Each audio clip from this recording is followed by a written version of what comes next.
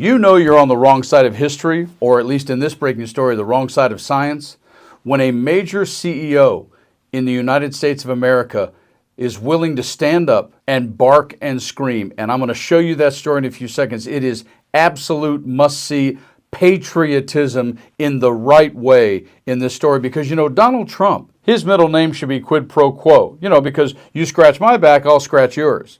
And that's exactly what Trump did when he appointed RFK Jr. to be the head of Department of Health and Human Services, because RFK dropped out of the presidential race, which benefited Dandy Donnie the most. And so he gives him this position knowing the Senate will confirm him. And yet it hasn't exactly been a really easy ride for RFK Jr. so far, especially when it comes to autism. I'm going to show you the breaking story in just a second. Take a look at this. It is amazing to me, Chair Michael and Abel, that the Trump administration and all of their merit-based whatever could not find someone with actual qualifications or at the very least deference to the people who have qualifications to be in this role. I mean, to Dr. Purnell's point, this is Christopher Banks, the CEO of Autism Society of America. Claiming autism is, quote, preventable is not science-based. Autism is not a chronic disease, nor a childhood disease. It is a lifelong developmental condition. It is not an epidemic, nor should it be compared to the COVID-19 pandemic. And using language like that perpetuates falsehood, stigma, and stereotypes. I think for all of the nation to stand up and say so. Look, Dr. Georges Benjamin came out. He's the executive director of the American Public Health Association, and he said that Secretary Kennedy should be fired or resign. I wholeheartedly agree with that statement. Day after day, we hear another travesty that's happening to public health. We hear about funding cuts of critical programs. We have a whole population that's been dehumanized and disgraced, if you will. And quite frankly, public health is sick of it. And if you don't know who Ben Cohen is of Ben & Jerry's Ice Cream, it's he and his boy Jerry who did this prior to the election regarding a flavor of ice cream. Check it out. I know you have the ice cream, the Resist ice cream today. Yeah. What's in the ingredients right now? The ingredients in is chocolate-covered almonds, pecans, dark chocolate chunks, white chocolate chunks, walnuts, chocolate ice cream. Yeah. Okay. He can resist. And resist. Resisting Trump. Resist. Trump resist. And vote.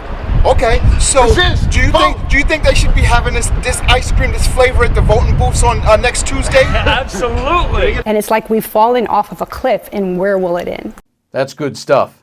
And in this breaking story right now, what did Ben Cohen stand up and do right in front of the world, because he is over it, he is done, and this is what every logical, smart, intelligent, patriotic CEO should do in the face of the kind of crap the Trump administration is doing, along with the Department of Health and Human Services. Check out this breaking story.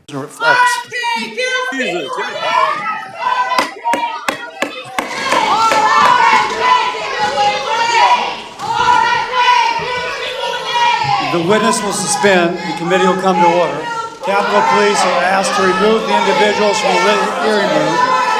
Members of the audience are reminded disruptions will not be tolerated.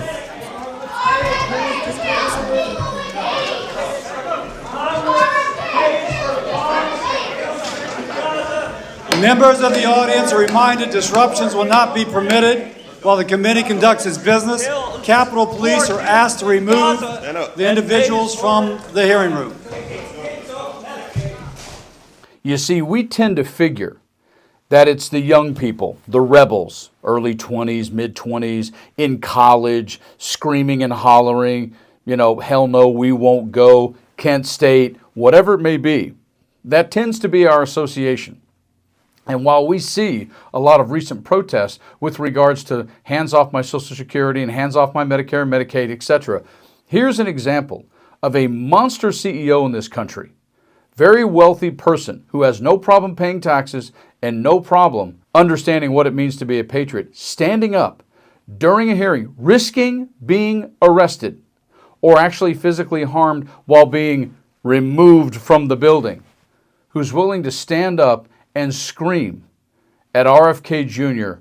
for what his beliefs and stances are and what he is doing by removing some of the protections that may make a tiny percentage, 1% of the country, 1.5% of the country, that they believe in what they want to believe in terms of their health and human services. But to stand up in a hearing like that and get thrown out is what more of us need to do on a regular basis, without question. Good on you, Ben Cohen. I think I'll go out and get myself some Ben & Jerry's ice cream. You guys keep on living your lives. Stay happy, smile, talk to your friends, talk to those you don't agree with.